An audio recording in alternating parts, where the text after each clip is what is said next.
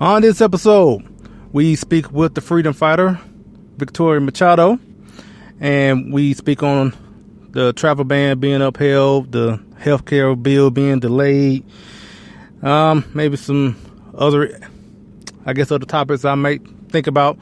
And we are live this time again. So stick around for this episode of Trend Chat.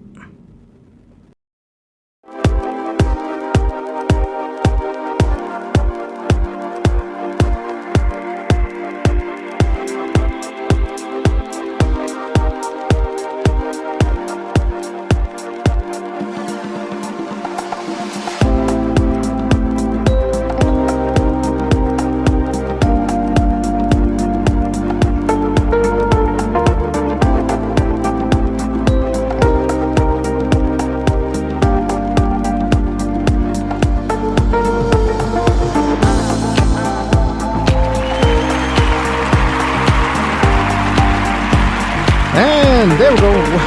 Welcome everybody to another episode of Trend Chat. I'm your host, Brian Bledsoe. And now you can hear me. So, like I said, this is all basically you're on this journey with me. And every day that I do this show, I learn a little something.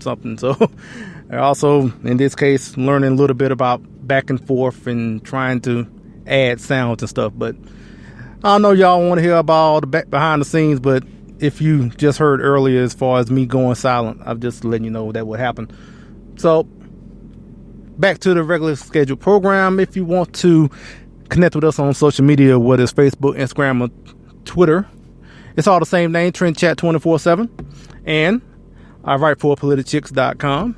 Matter of fact, the new article was posted today with some of the episodes from last week from the Young Women's Leadership Summit. And the title of it is Young Women's Leadership Summit, Proof There Is Hope for the Future. And that was posted today on Politichicks. And if you want to read more of my articles, just go to politichicks.com/author/Brian Bledsoe. So, like I said, I guess first I want to talk about, a little bit about CNN. There were videos posted today, uploaded from Project Veritas, and basically, there's not much else I can really talk about that you probably haven't already seen, but just they were talking to some of the producers, a producer, and long and short of it, basically he was saying that the whole Russia story, it's basically hogwash. Now, he said another word, but I'm saying hogwash. Bull crap, maybe. But yeah. So, and also kind of saying that they're mainly just doing this for the ratings because their ratings are through the roof by doing this. And, I actually wouldn't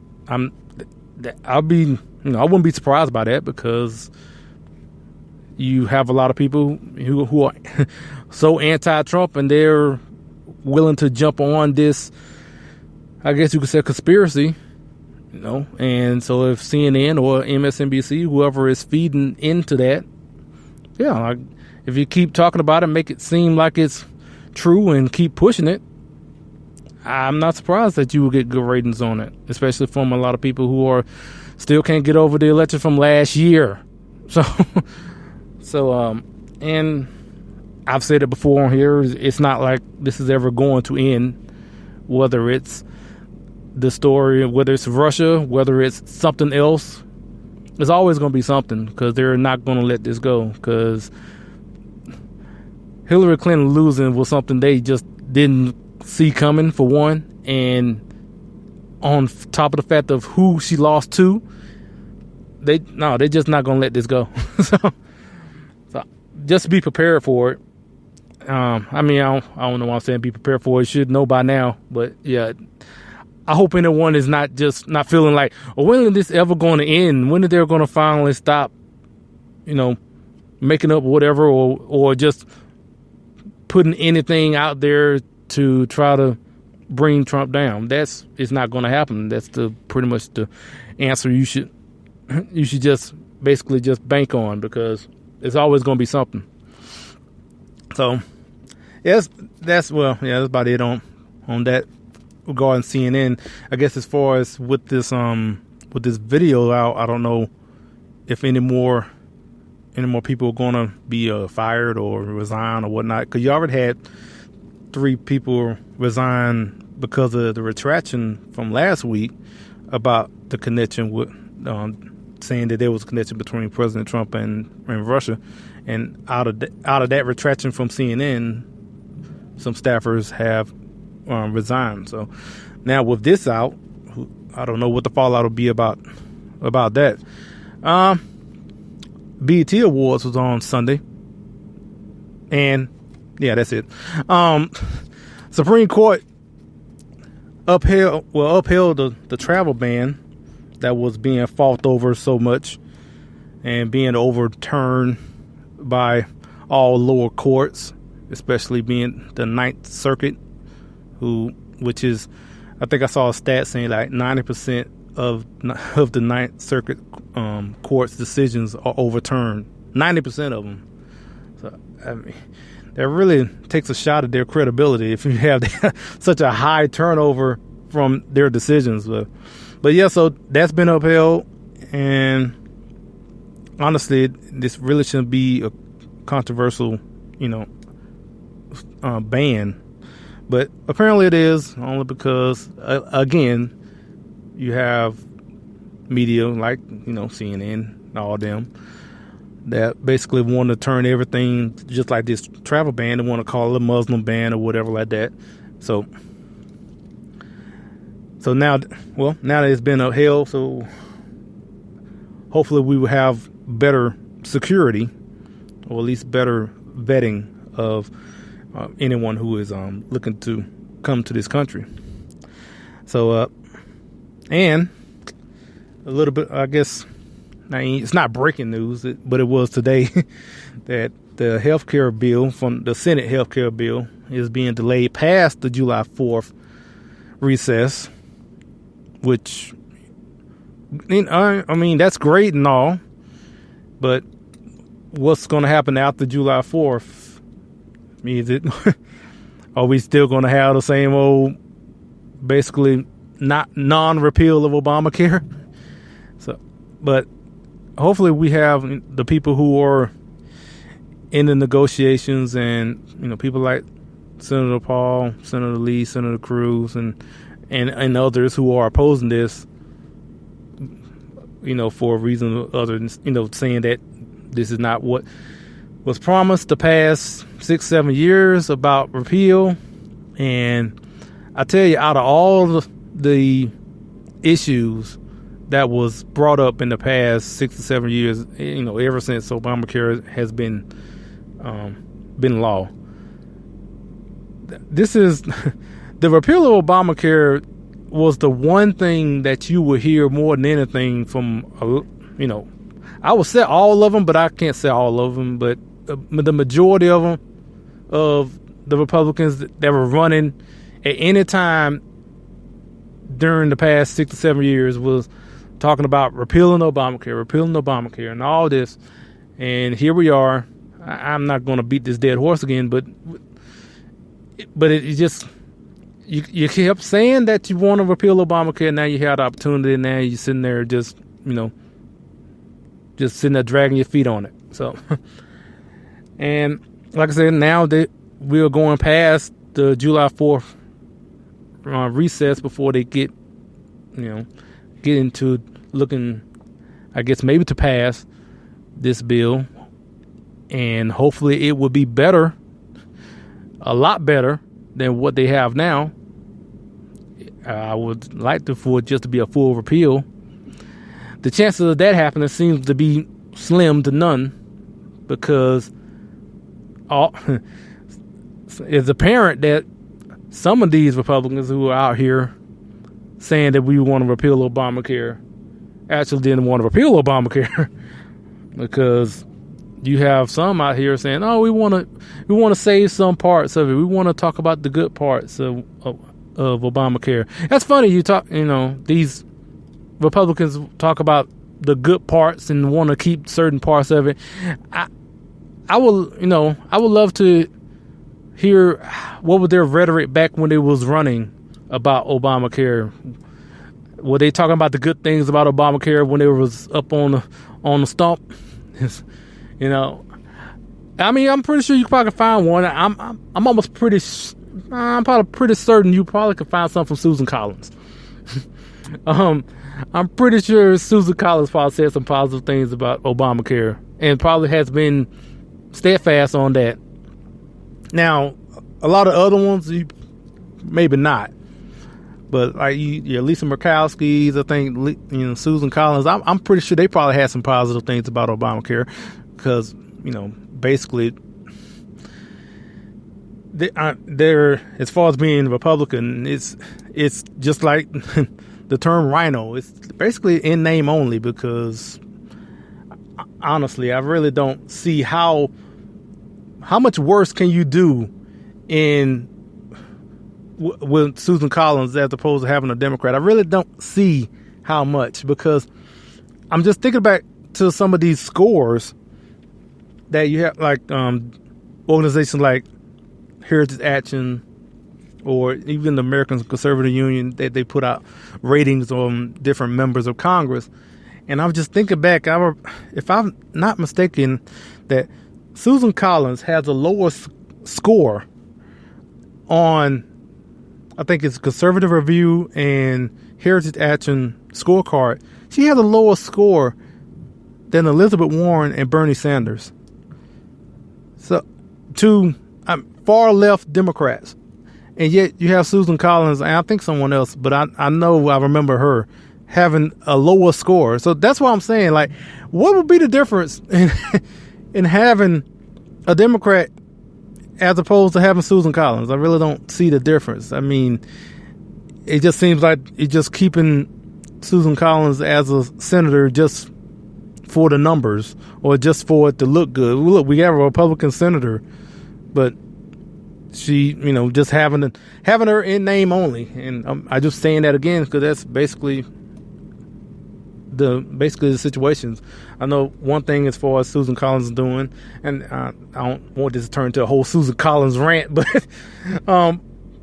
she's trying to basically keep the funding for Planned Parenthood, and yeah, like I said, this is not going to turn into a rant about Susan Collins, but because there's more than just her that are basically wanting to keep Obamacare pretty much just as much as Elizabeth Warren and Bernie Sanders. So now, like I mentioned in the beginning, we talked with the freedom fighter.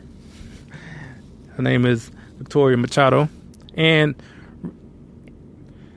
I wanted to speak with her because from all last week we was doing the shows and interviews from the Young Women's Leadership Summit, and turned to find out she went to the summit and was inspired to use her voice in one platform as far as doing videos. And there's plenty of other ways. You can either do a blog or whatever.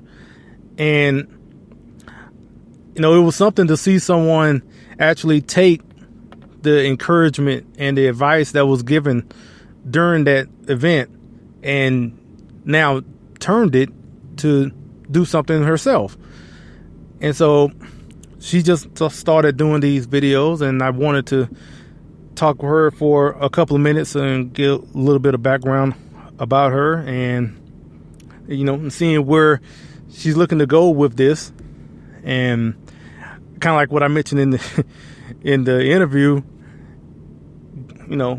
if she keeps going, in this path, I'm just glad to get this interview with her, because who knows, by this time next year, she'll be on some network or something like that. And I'll say, hey, you know what? Trent Chat had the first interview. Well, maybe. I'm just saying, but at least one of the first interviews. So, so with that being said, let me get to our interview with Victoria. Hello, this is Trent Chat, and we are pleased to have the freedom fighter, Victoria Machado. How you doing? I'm good. How are you? I'm doing well. Guess a friend of mine showed a video of yours on Facebook, and Mhm. I saw that you were at the Young Women's Leadership Summit, and just wanted to talk to you for a couple of minutes. And I guess first question is, tell us a little bit about yourself. Well, I live in Long Island, New York. I'm in college. I just finished my freshman year, and my college is St. Joseph's College. I'm going to be a history teacher for high schoolers, and I'm also Hispanic, and both my parents are immigrants, so that's one topic that resonates a lot with me. And one of the main reasons I'm conservative. I make these videos after the conference. I think the conference really impacted me. Obviously, it changes people differently, and some people get different things out of it. But for me, I definitely think it was really just life-changing. I definitely changed all my social media, and I said, I have to do this message. I have to do these videos and just put my voice out there. Okay, so it was from going to the Young Women's Leadership Summit that inspired you to do the videos and all of this? Yes, definitely. That's kind of one thing I was thinking about as well, because how many videos have you done so far? I've done, I think my third one just went up, yeah. Okay. What in particular, inspired you to do video in particular, I guess? Yeah. I think seeing Tomi Lahren and the conservative millennial, they were both there. Her name's Ali Stuckey. She didn't speak, but Tomi Lahren was there, and obviously she's known for putting her videos out. And I had already been a fan, and seeing her speak and just say that, you need to put your voice out there, and you can't just be afraid of what people will say about you, because if you're afraid of the names that people will call you, life's going to be rough. So I think definitely seeing her on stage preaching those things, and seeing even Charlie Kirk say, that we can spread our message on college campuses, just read up on conservative views, things like that.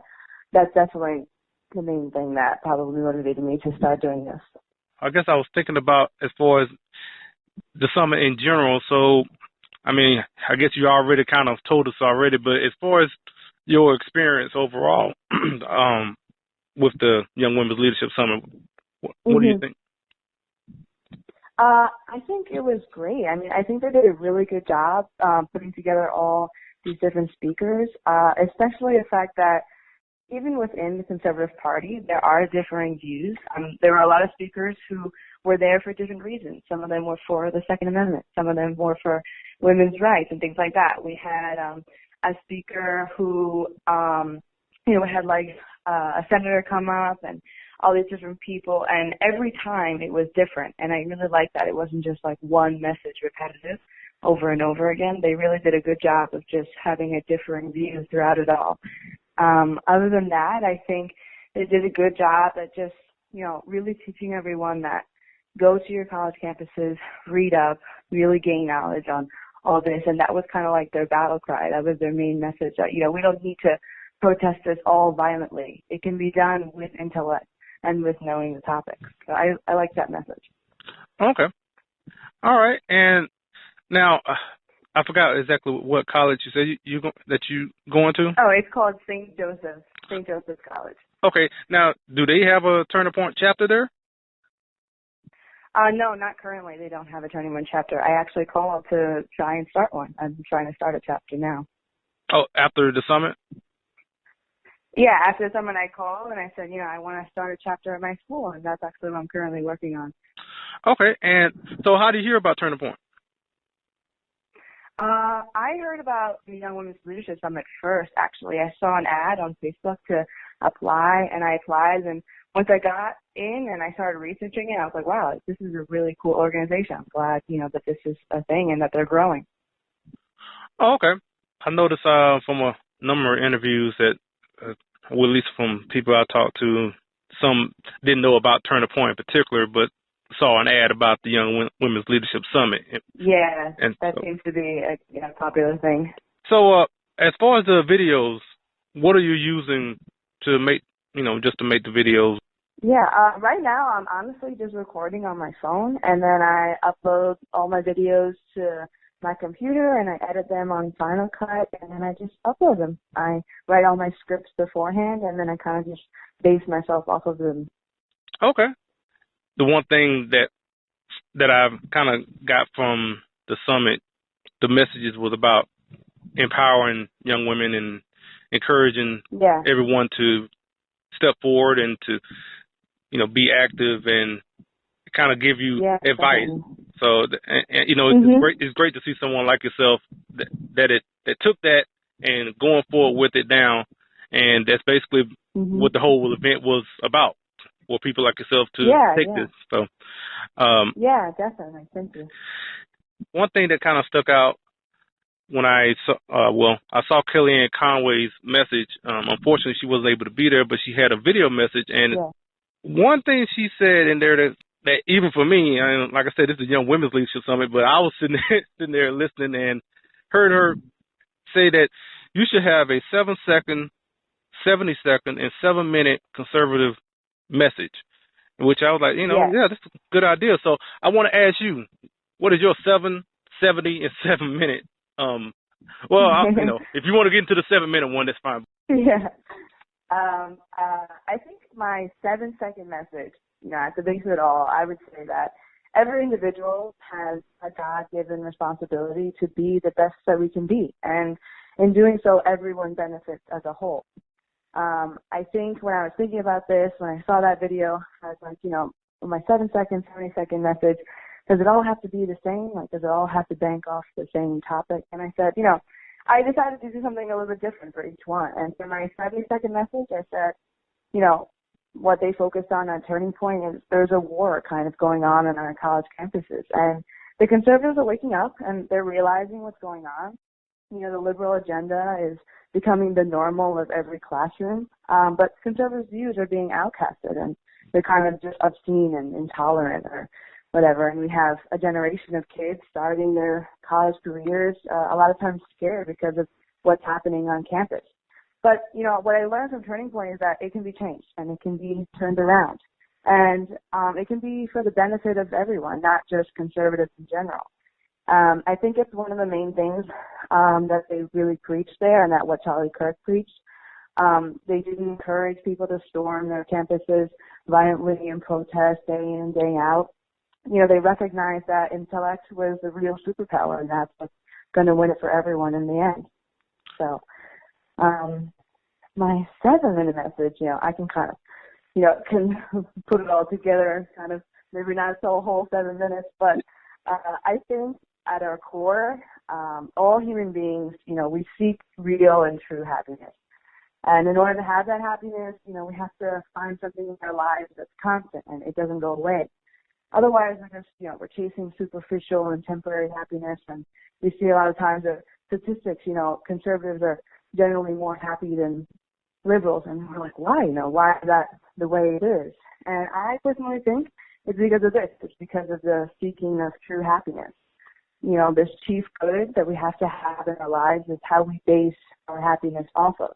And, everyone has a different definition to what this chief good could be. But for me, I think it's something that can't be substandard of, mankind itself, because if we're just chasing something that's lower than ourselves, then we're undermining our existence, in the process.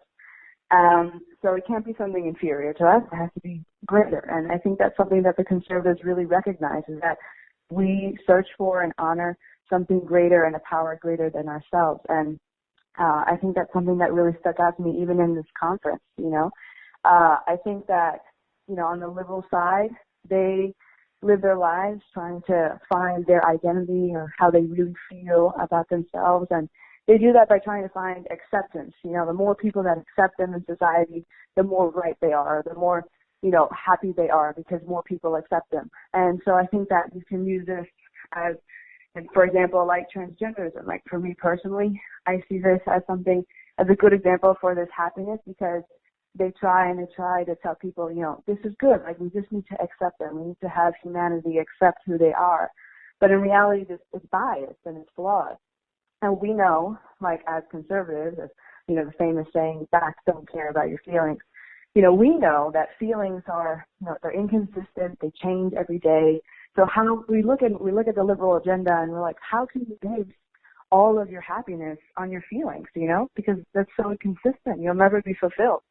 And I think that, some people are starting to recognize that. Some people are starting to wake up and realize, we have to find this happiness from something greater than ourselves. We can't just always find it from inside ourselves or from the acceptance of others. It's something from above us, something greater. And to me, that's that. And even Kellyanne Conway says it sometimes, and in some of her speeches and things like that the conservatives, that's what we recognize, and that's something truly valuable to our message. And I think that as long as we keep that at our core, that, nothing can really overpower us. Okay, that was great. Actually, I was thinking of it when I saw the message, and I was like, okay, I think I got the 7 second, the 70 second. Then I was thinking about the 7 minute. Well, the 7 minute, I was just thinking, okay, maybe I just expand on everything that I mentioned in the 70-second one. So I was like, okay, I think I can get this. And I was thinking back as far as doing the podcast, I probably, if you put them all together, it's probably over 7 minutes as far as the conservative message. So, but next question I want to ask you is, being a freshman in college, I want to ask you about the climate there as far as politically and given with Turning Point and what as far as everything and dealing with liberals. So, I mean, personally, how is it? Yeah. I think that obviously it differs in every campus. For me personally, my college is a commuter college, so there aren't dorms. People don't stay there. But even then, even for being a commuter college, I go to college and, you hear a lot of liberal professors preach this and that. And I've had professors who, for example, I had an English teacher who one day it was before the election, she put up an argument, literally an iMessage argument that she had with her father, who's a conservative, and just kind of preached to the class what she thought about the whole election. Kind of just telling us, oh, Trump is evil, Trump is this. And I'm sitting there what does this have to do with English again? That's just one example of stuff that happens. But, I think it's important to find your allies, I think it's important to find those clubs or whatever events that might be in your college campus. They might be small, but a lot of times they're there. You might just not notice them. I think that's what Charlie Kirk and even Cricket University, a lot of videos about that, saying, find your allies, but even if it's just a few people that that you can just, talk about or just go to and just tell them what's going on, if there's really something serious. Or just kind of vent to them to say, I had this liberal professor, but, I'm going to write this paper and kind of just try and put my views in there, but obviously not be too obnoxious. Sometimes you have there's a risk of failing or stuff like that. That's crazy, Yeah. But I think as long as people find their little alliances, and even if there isn't a club there, start one, take that initiative, try to be the first one because there's always going to be people like you. Even if you feel like you're a minority, there are people like you, there at your college. And sometimes you get, a little overwhelmed. You think you're the only one. But that's definitely one advice that I would give to other people on college campuses. Yeah, I've talked to a number of people with Turning Point and ones that are in charge of chapters in various colleges and universities. And one thing I've heard from a lot of them is that given the perception as far as liberals on campus, basically overrunning the whole campus, what they tend to find out is that once they start a chapter, that they find a lot more people that are like-minded, and it's a lot more than people tend to think. So I think you'll find that out probably. If you get a chance to start your chapter out there, I think the same will probably happen to you. Yeah, so, I think so. So now you grew up in a conservative household, or yes, okay, yeah. I have my dad is from El Salvador, and he immigrated here when he was 17. And my mom is Puerto Rican, and so being in a household with immigrant parents and growing up in Hispanic households in general, my family, my dad and my mom my dad is one of 8 kids, and he's the only conservative out of the whole family. And just being, first of all, Hispanic and conservative, that's one thing to be an outcast for.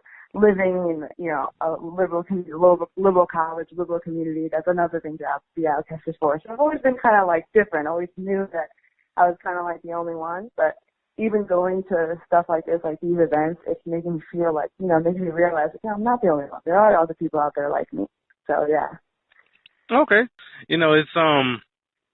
It's something to say that you have immigrant parents, and to also be in a Mhm. conservative household. That's definitely not what is Yeah. portrayed in the media. They make it seem like, well, everyone, Yeah. is a liberal. Then, well, I guess, well, one thing I wanted to ask, you said your mother is Puerto Rican. So, what is, I guess I want to ask you your opinion as far as Puerto Rico, the policy, as far as maybe, I guess, as far as them want to become a state, and just like, Yeah. how do you feel about that? Uh, I think that it's a complicated process, but I think that you know there's good and bad to each side. I mean, being independent, they're going to have a lot of struggle trying to, relieve all their debt and things like that. And just being an independent country is a big deal. I don't think people can really just shun that like it's nothing. I think that being a state is a big deal too, that debt and that responsibility also gets transferred to the United States and affects everyone. It's not just them.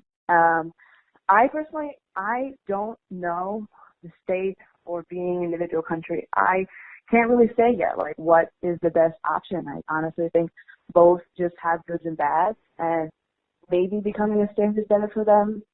I think so, because their U.S. citizenship is something really important. They can't take that for granted, Being able to, travel with a U.S. passport in and out of the country and to other countries is a big thing. A lot of people would pay a big sum of money or do a lot of things just to have that ability to have that passport, So it's a complicated thing, but each has good and bad. I think we have to take it, seriously. We can't just, undermine the fact that being individual, you might want to have liberty, but what are the consequences that come from that? So that's what I think.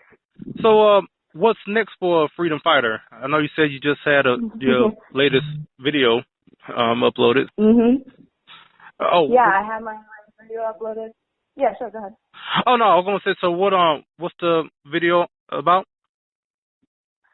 This recent video I did, I titled it "Who Gets to Decide," and it's kind of, I start off with a bunch of analogies and ultimately lead up to. I talk about abortion, but I don't really talk about the actual, actual abortion, things like that. Like, I know Ben Shapiro does a lot of videos on that. I kind of made it about, in the past, in history, we've had a lot of governments get to decide what life is. In history and slavery, they got to decide that slaves weren't real lives. In Hitler's regime, he got to decide that Jewish people weren't real people and they weren't valued for life.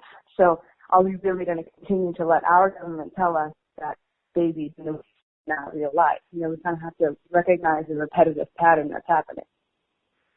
Okay. Where you want to take freedom fighter? Like, what are the? I guess, like I said, what's the goals as far as where you want to go with it? I think I want to be just like the Conservative Millennial, just like Tommy Lauren on the Blaze. Didn't have to be that network, but something like that. I want to be able to have my videos out there, mostly educational. I don't want all of them to be rants. That's just not my style. But I want them to be out there. I want to be like for you. That's where I want to bring it, and I'm going to work my butt off until they get there. Okay.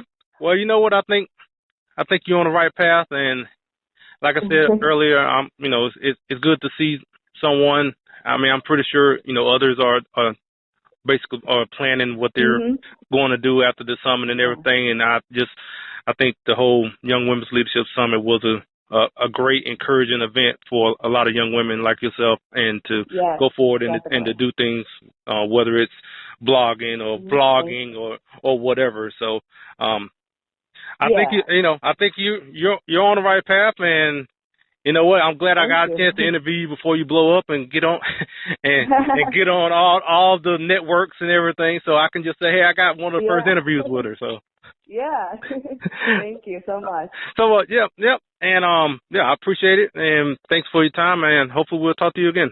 Yeah, thank you so much.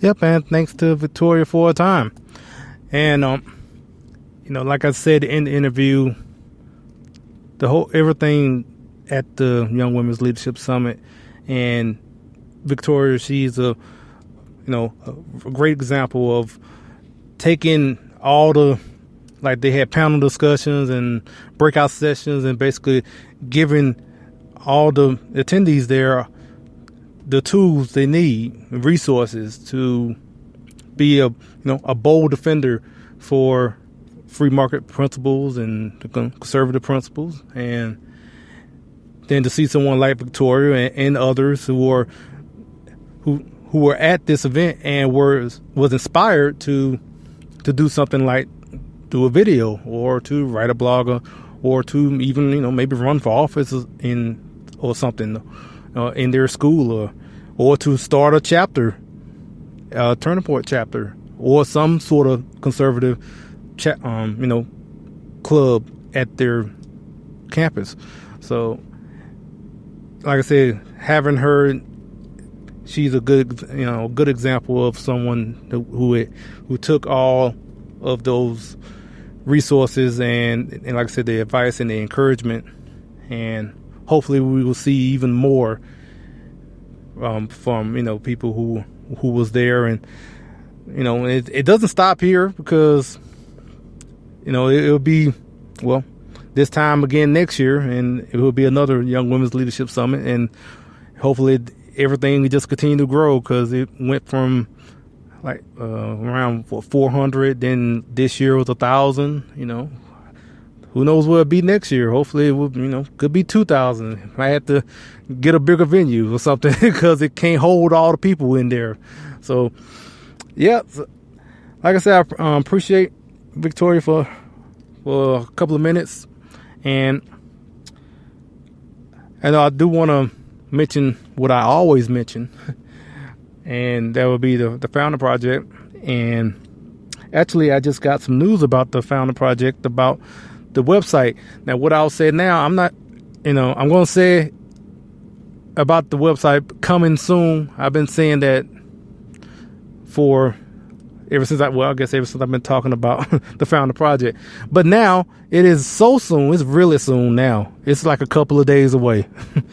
So I'll get more into it probably on Thursday a little bit, but I will say go back to I think the episode of, a couple of weeks ago, and we talked with Maggie Dine about the Founder Project, and so there's a lot of details you can get from hearing that podcast.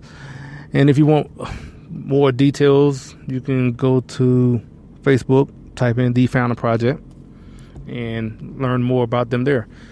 Now, I mentioned about Politichicks, and also my article, which was posted today, about being at the Young Women's Leadership Summit. I'm thinking about this. This kind of feels like a part 5 of the shows, because all last week it was part 1 through part 4, and where I was doing all the interviews, and given how much I'm talking about it with the article, and as well as kind of feels like a part 5 of it, really. But about the book. So I don't think I mentioned, so I want to make sure I mention it now. So the book Politichicks: A Clearing Call to Political Activism, which is available on Amazon and Barnes and Noble, which features over 300 pages from various contributors like myself, talking about different issues like healthcare, education, activism, Islam, religion. Yeah, over 10 topics that are discussed by different articles. And anyone who's looking into getting into political activism, I will say this is a great resource, great book to read. Mainly just if anything from this book, I would say is that I would say that it would show that doing something is better than doing nothing.